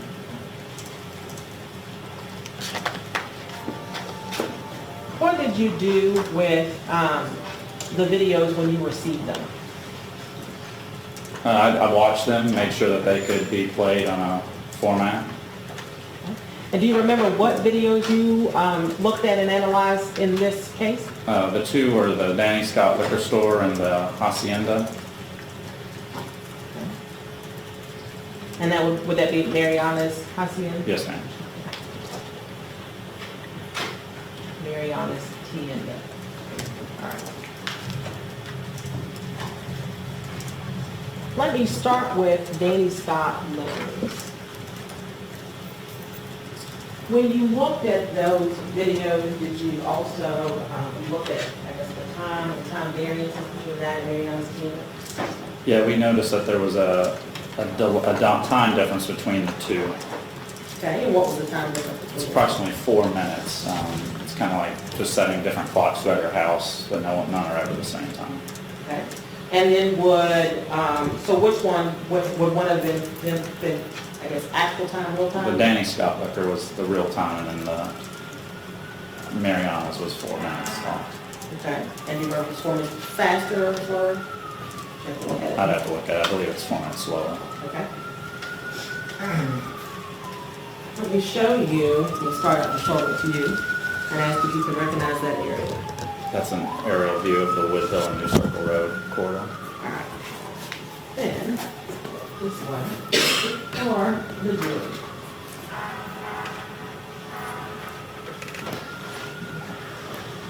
You can use this pen if you need to. Can you see in that video where Austin City is?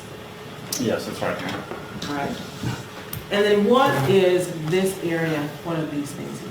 These are different stores throughout the strip mall. Okay.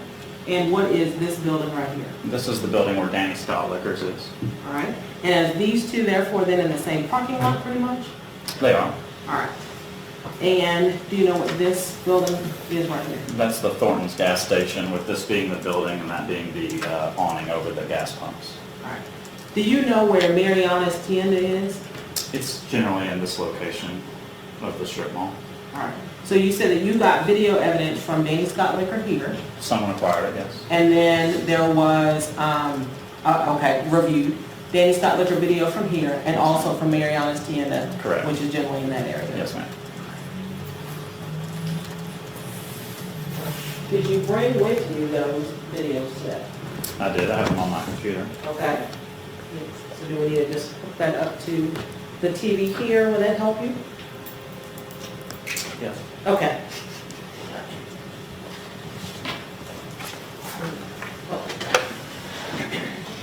Okay. And what the jury is looking at on the screen, is that what you're looking at on your laptop? Your Honor, if I may. Yes, ma'am. Okay.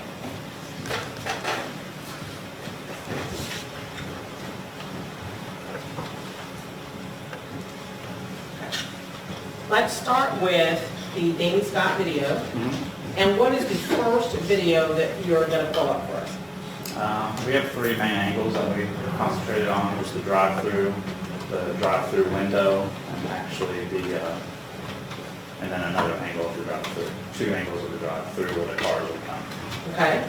And so the first video is going to be which angle?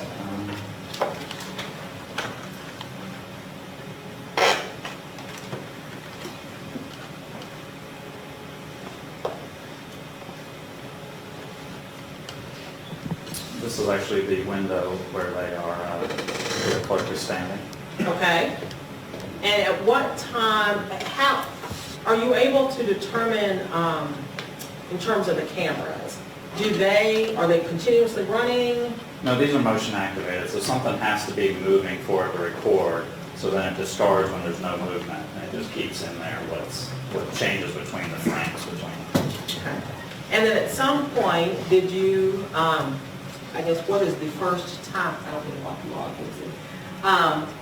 What is the time that you believe was relevant in identifying anyone on that video?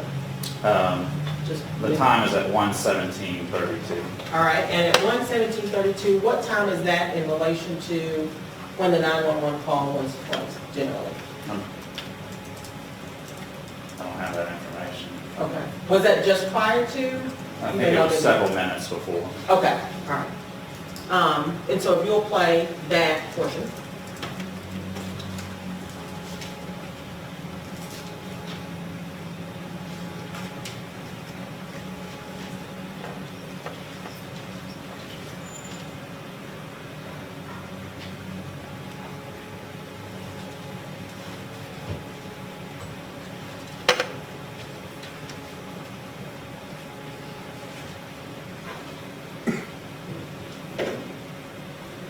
And if you'll pause that for just a moment.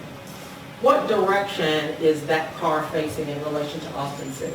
It would be facing towards Austin City. So the front of the car is facing towards Austin City? Yes. Okay, you'll play that.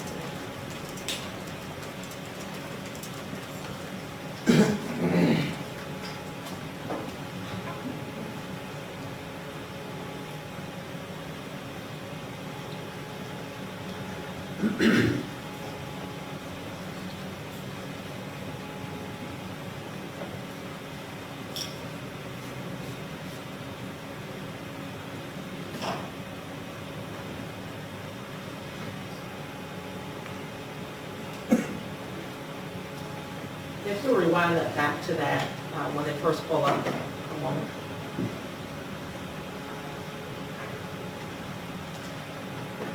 Okay, and play that.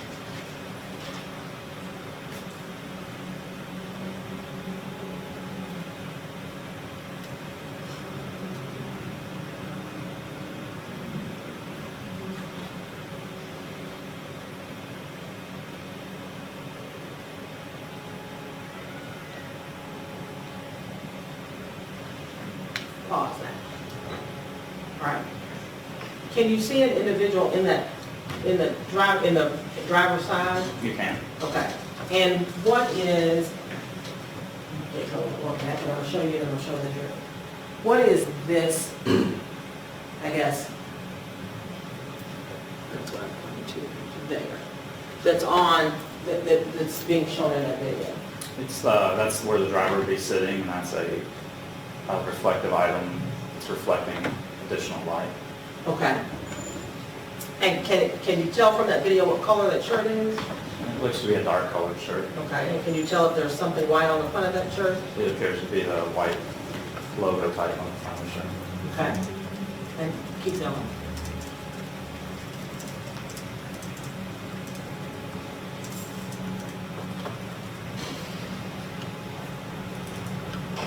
Pause. Can you tell if that individual is wearing a hat? Yes, ma'am. They appear to be wearing a hat. All right. Can you tell if that person is wearing a wedding band? May not be in that angle. Cannot from that angle. Okay. And then can you tell what that person is purchasing in that drive? The package has similar characteristics like Swisher Sweets, which is just a little cigarette tobacco type. Okay. Keep going.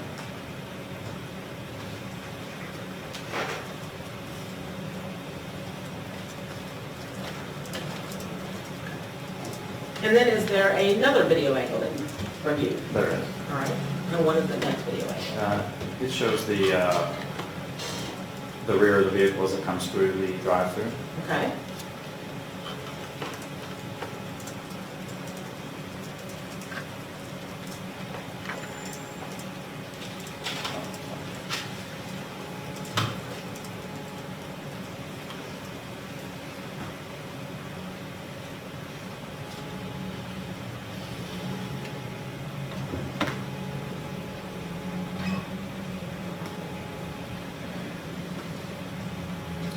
This is showing the drive-through area.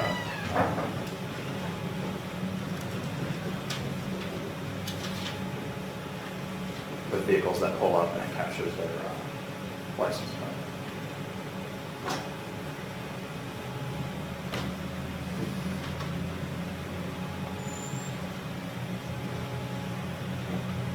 And is that the vehicle that pulled up that we saw just beside anyone? It is. The times, this is all from the same system, so all the times on this are going to be equal. It was the other store that we know it was not going to be at the same time, but these are all the same times. Okay. And then what's the next The next angle? Oh, sorry, you can play that out for me. And does this angle, is that capturing the license plate? It is. Are you able to tell it from where you're sitting, from there, what the license plate is? Which would be like 857 Mary Tom John MT. MTJ. so- Okay, all right.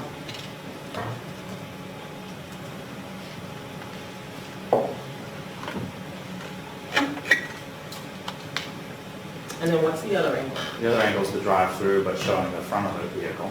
Okay.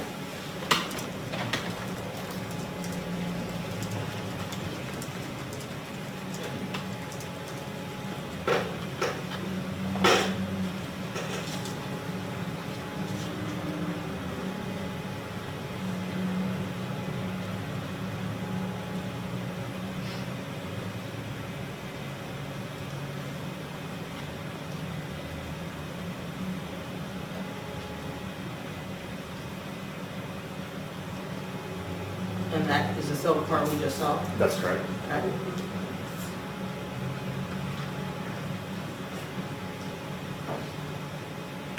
And is there anything that you noted in that video? John Ray, we approach.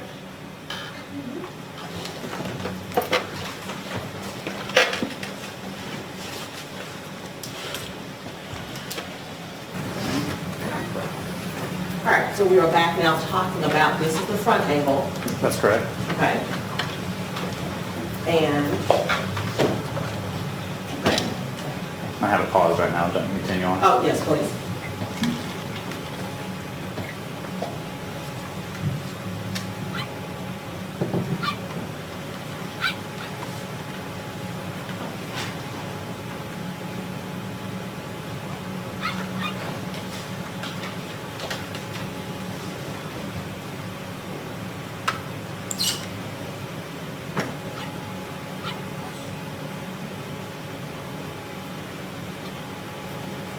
Okay, you want to rewind that just a little bit?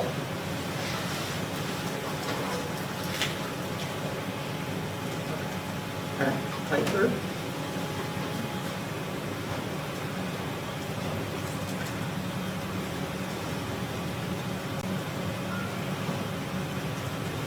And pause it for just a second. Okay, so what I'm looking at is this Uh-huh. area right here. Okay. This area right here, which would be, I guess, the passenger side of the car, and there's nothing there. That's correct. Well, yeah, nothing I can see. Okay, and then if you will push play.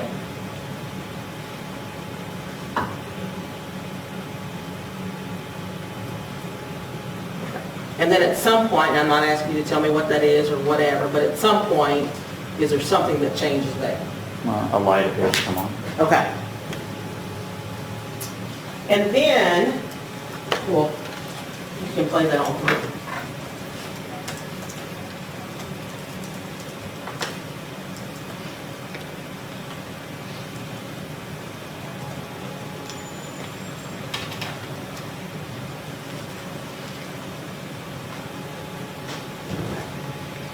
And then did you review, I think you said that you reviewed video from Mariano's 10, is that correct? That's correct. Okay, we'll pull those up.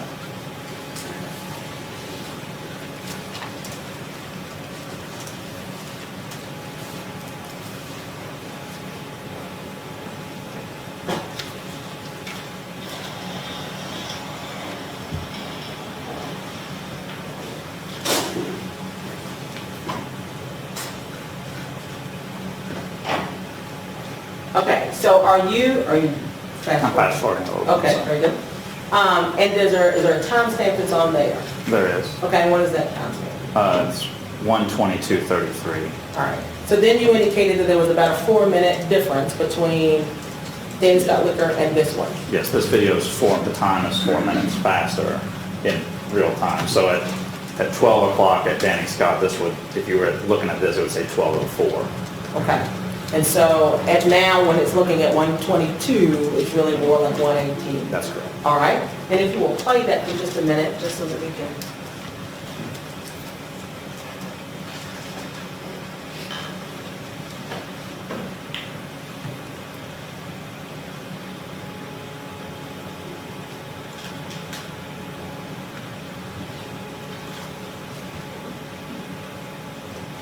let me pause, let me ask this for a second. Do you see the car that was in the Danny Scott Liquor drive past? You do? Okay, have we gotten to that point? We have not. It should be coming up in about 6 seconds. Very good.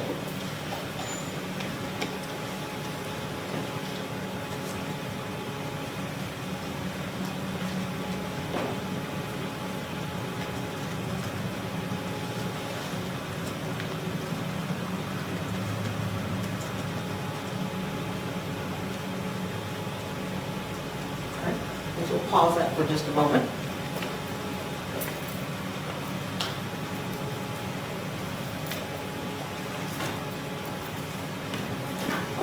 Going back to this map. So the car that we viewed with that license plate we just discussed is sitting where? When we're watching the Danny Scott video, it's sitting in this drive-through. Okay, and facing this way? That's correct. All right. And then Mariana's Tienda, you indicated was this direction? Was in this area, Okay, and what kind of area is it covering? That camera is shooting out this direction of the parking lot. All right. And so in the first part of that video that we were watching, does it appear to be catching a car It does. driving through? And where does it appear, what does it seem to pick up? It picks up right in this area here, And where does that car seem to go? back down this driveway on this side of the road. This on the side that's here. Oh, I'm sorry. How about we leave it? All right.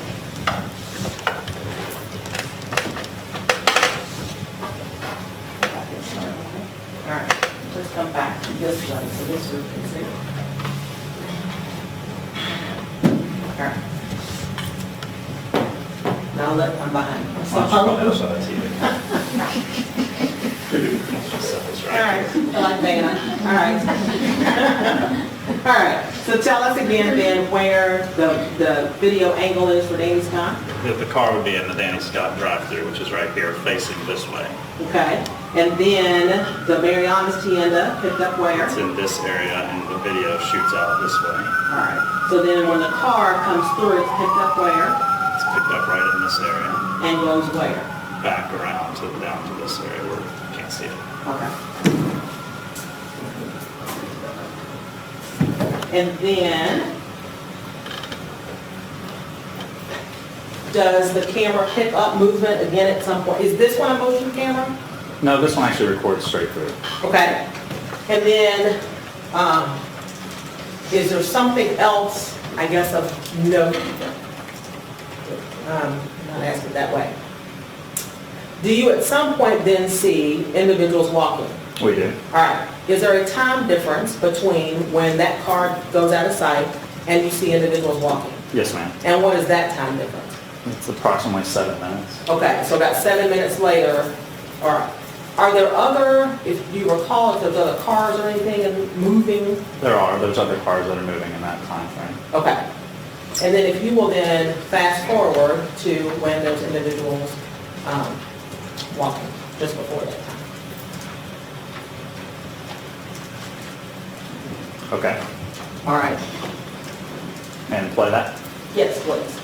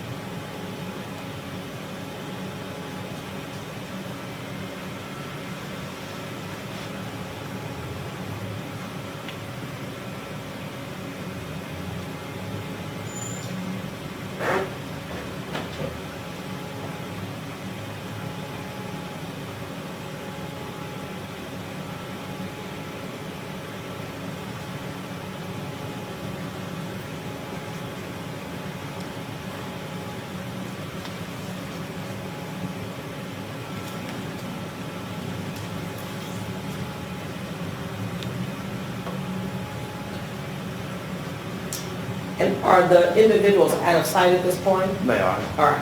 And then, is there any other movement that occurs? At some point, do you see with flashing lights with police and ambulance? That's correct. All right. Is there any other movement prior to that? There's some people that come running up, but then the police are there right after. Okay. And what is the time frame, if you know, between when those people go out of sight and when you see the police, the ambulance and the police? The first cruiser's on New Circle Road in about another minute and a half. Okay. And at what time are we right now? It would be like 1:30. All right.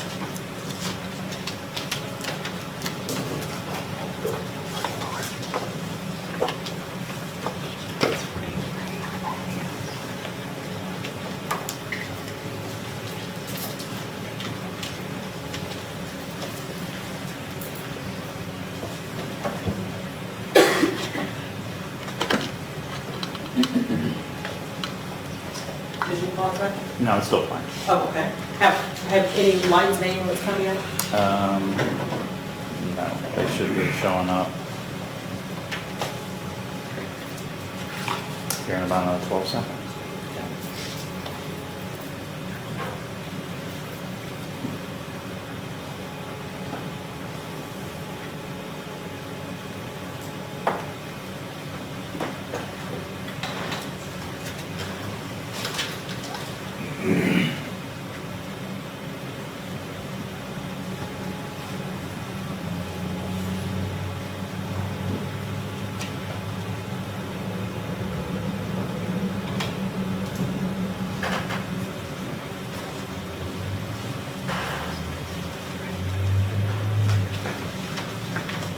Do you know how long that entire video is? This segment of video is a 2-hour window video. Okay. And then we played that portion that was within that few minute time frame? That's correct. Okay.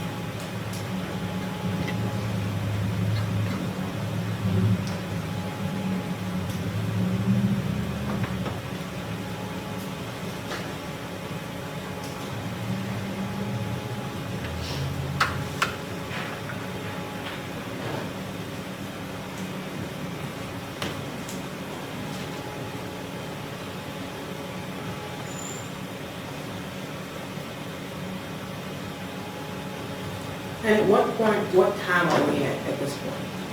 We're at 1:36 real time and 1:40 in the video. Okay. And then, do you know from reviewing the video how much longer individuals or first responders are there on the scene? Well, the video would end, I mean, because obviously our crime scene technicians would show up and we would still be there, but working well past this video. Okay. And how much longer do you know how much this particular video? This goes another 20 minutes. Okay? I'm not opposed to this. Okay. All right. Okay. At some point,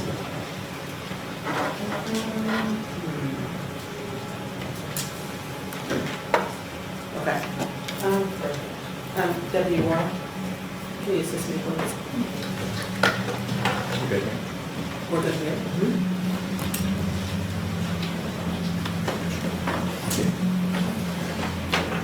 And did you download those videos, I guess, each screenshot?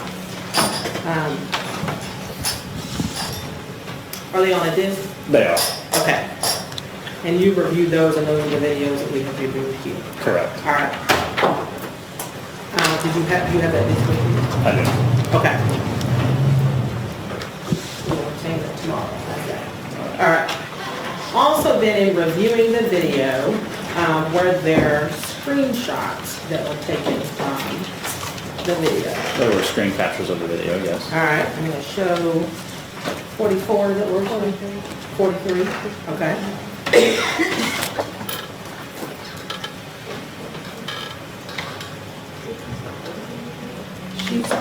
You say 43 is enough to what you do? I can't remember if I did a 43, I think it might be in that file. 44. It says 44. Oh, so this starts at 44?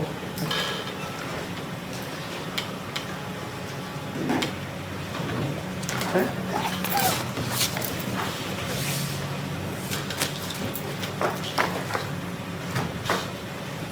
Okay, we'll start with 44 and 45. Do you recognize those? I do. It's a screenshot of the video, what the video captured. This is the, can I put on that one? Uh-huh. Ms. Fair, can we, may the defense look at those before you publish them?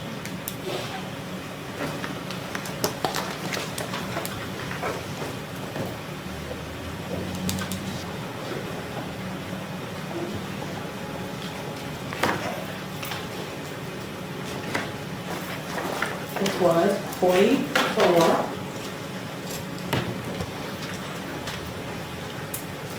And 45. And are these shots from the video that we just reviewed? They are.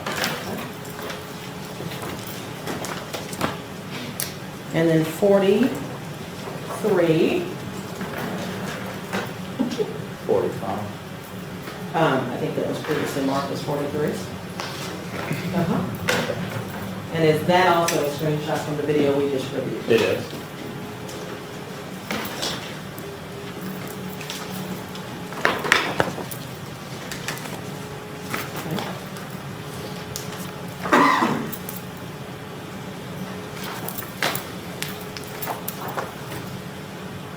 Okay.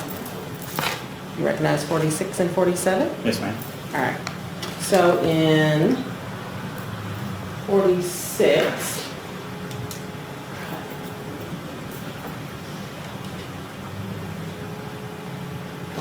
you also recognize that as screenshot from the video we just reviewed? Yes, ma'am. All right. And then, as we were reviewing the video, I asked you about this area right here Yes, ma'am.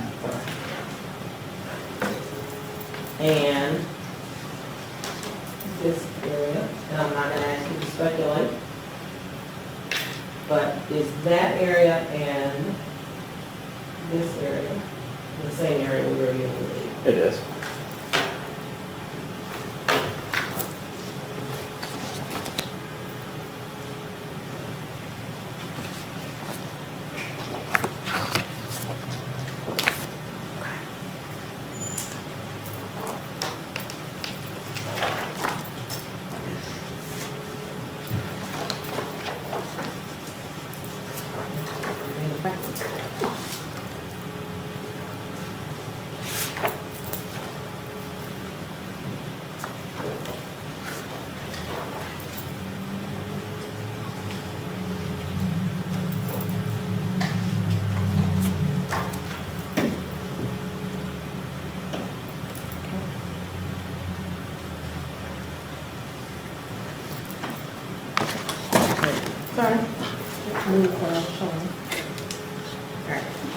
40, let you look at those and see if you recognize those. These are screen captures taken from Mariana's. Okay. And the top and bottom photos, are they the same? They are. Okay. And what happens if you make them too big? If you made photos too big on Instagram, they would pixelate, and so what that would mean is there would be little splotches of where it would happen, so you wouldn't want to do that. Okay. And so the top and bottom photo are the same. What pixelating is that one? That's correct. All right. So you have reviewed all of these photos.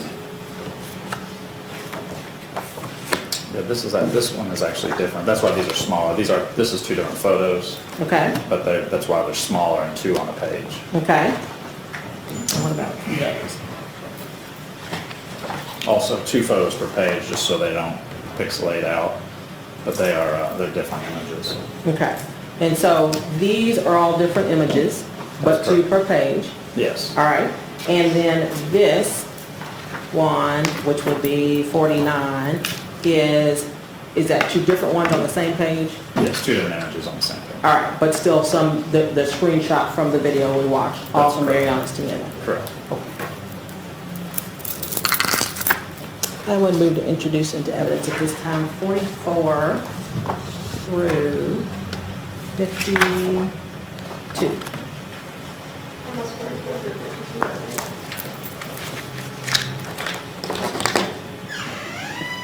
Thank you so much. Judge, that is all the questions I have for the detective regarding the videos at this time.